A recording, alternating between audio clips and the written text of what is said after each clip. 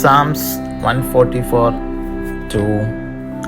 He is my loving God and my fortress, my stronghold and my deliverer, my shield in whom I take refuge, who subdues peoples under me. Bhajan Sanhita, Bhajan 144। वो मेरे लिए करुणा निधान और गढ़, ऊंचे स्थान और छुड़ाने वाला है।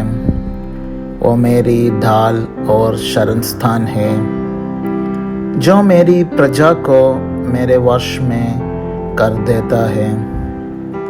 സങ്കീർത്തനങ്ങൾ 144:2.